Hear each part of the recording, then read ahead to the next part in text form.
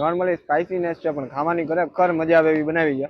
આ એક્ઝેક્ટ કહેવાય પાસોદરા ગામ ચિત્રકૂટ રેસિડેન્સીની સામે. હું કોલેજિયન ભેળ રાખું છું, કોલેજિયન દાણા ભેળ રાખું છું, કચોરી ભેળ રાખું છું, ફરાળી ભેળ રાખું છું, વેફર ચટણી ને ચીઝ પાપડી. તો હર મહાદેવ, જય માતાજી, જય શ્રી કૃષ્ણ. મિત્રો હું છું ધવલ પંડ્યા અને આવી ગયો છું તમારા માટે જોરદાર, ચટાકેદાર, મસાલેદાર, ઓસમ વિડીયો લઈને. તો ફૂડ કોર સુરતીના નવા વિડીયોમાં આપ સૌનું હૃદયથી સ્વાગત છે. મિત્રો આપણે છે ને સ્ટ્રીટ ફૂડ લવર્સ છીએ અને આજે આપણે આવી ગયા છીએ એવું મસ્ત મજાનું સ્ટ્રીટ ફૂડ ખાવા માટે કે જે સ્નેક્સમાં લોકો બહુ બધી વખત ખાતા હોય છે. આજે છે ને આપણે આવી ગયા છીએ ગણેશ કોલેજિયન ભેળમાં. સૌથી પહેલા તમને એનું એડ્રેસ આપી દઉં તો ચિત્રકૂટ સોસાયટીની એક્ઝેક્ટ સામેની સાઈડ અંકિતભાઈ નાનકડી એવી લારી લઈને ઊભા છે. ભાઈ અહીંયા છે ને લોકો લાઈન લગાવતા હોય છે ભેળ ખાવા માટે. તો આપણે જોવાનું છે કે અંકિતભાઈ અહીંયા ભેળ કેવી રીતે બનાવે છે, કેવી બનાવે છે, કેટલા ટાઈમથી બનાવે છે, બધી જ વસ્તુ આપણે એક્સપ્લોર કરવાની છે. તો કન્ટિન્યુ આપણી સાથે જોડાયેલા રહેજો, જોઈએ અંકિતભાઈ ભેળ કેવી રીતે બનાવે છે. ચાલો મારી સાથે.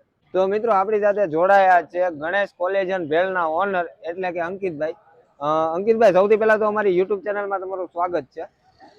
અંકિતભાઈ આપણને એ જણાવો કે અહીંયા તમે શું રાખો છો?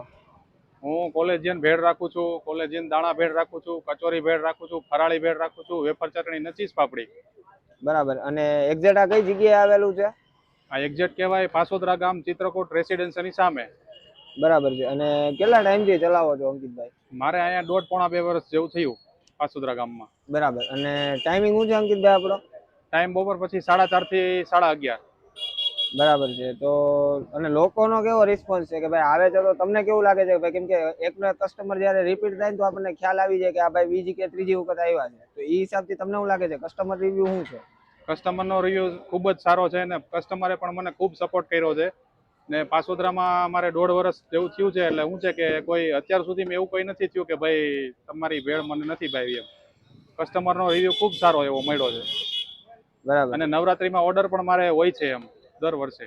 આ 2 વર્ષ આ બે નોરતા કર્યા મેં, 2 સિઝન લીધી, 2માં મારે ખૂબ સારા ઓર્ડર મળ્યા મને એમ. બરાબર છે. તો ચાલો જોઈએ અંકિતભાઈ કે તમે ભેળ કેવી રીતે બનાવો છો ને કેવું બનાવો છો. બરાબર ને? તો મિત્રો ચાલો આપણે સૌ પ્રથમ આપણે મમરા લઈશું, પછી આપણે ચવાણું લઈશું, પછી આપણે સિંગ નાખશું,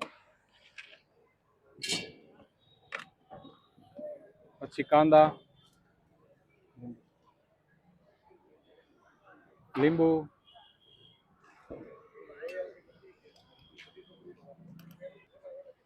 આમાં હવે ચટણી નાખી દીધી આપણે, મસાલો,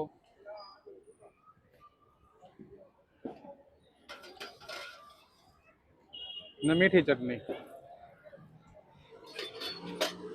આને આપણે બરાબર મિક્સ કરીશું.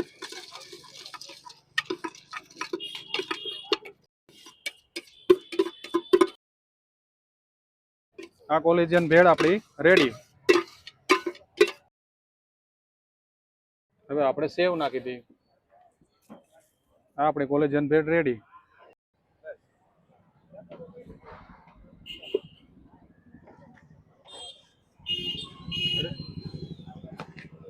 હવે આપણે બનાવશું ચીઝ પાપડી.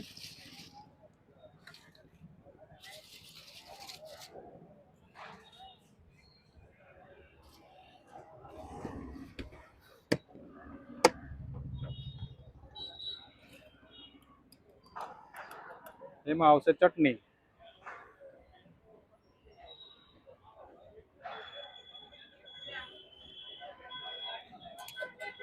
પછી એમાં આવશે કાંદા,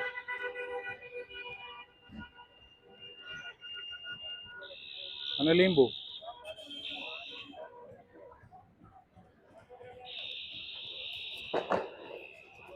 અને ચીઝ.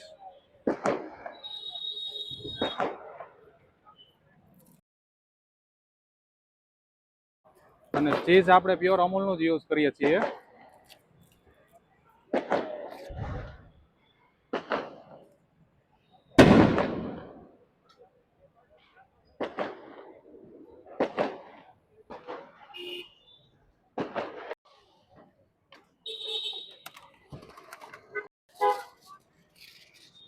આપણે કોલેજિયન ભેળ અને ચીઝ પાપડી બંને લીધા છે પણ આપણે પેલા કોલેજિયન ભેળ ટેસ્ટ કરીએ, જોઈએ કેવી બની છે.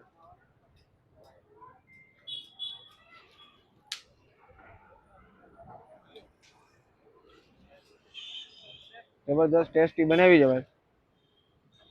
નોર્મલી સ્પાઇસીનેસ છે પણ ખાવાની ખરેખર મજા આવે એવી બનાવી છે. જો તમે સ્પાઇસી ખાવાના શોખીન હોય ને તો અહીંયાની કોલેજન ભેળ ટેસ્ટ કરજો, તમને મજા આવશે. અને હવે આપણે એમની ચીઝ પાપડી જે લીધી હતી એ પણ ટેસ્ટ કરીએ, જોઈએ કેવી બનાવી છે.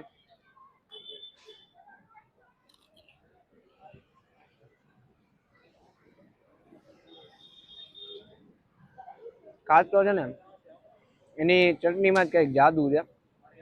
ચટણી એકદમ જબરદસ્ત અને જોરદાર બનાવે છે. ઓવરઓલ આ બધું છે ને મારાથી રોકાવાતું નથી. હું આ બધું ખાવા પીવાની મોજ લો ત્યાં સુધી તમે મારું નાનકડું એવું કામ કરો. વિડીયો પસંદ આવે તો લાઈક કરી દો, તમારા મિત્રો સાથે શેર કરી દો, અમને કંઈ પણ કહેવું હોય તો નીચે કોમેન્ટ કરી દો. આ વિડીયોને તમે ફેસબુકમાં જોઈ રહ્યા છો તો પેજને ફોલો કરી દો, યુટ્યુબમાં જોઈ રહ્યા છો તો ચેનલને સબસ્ક્રાઇબ કરી દો. મળીશું નવા વિડીયોમાં નવા ઉત્સાહ નવા જોશ સાથે.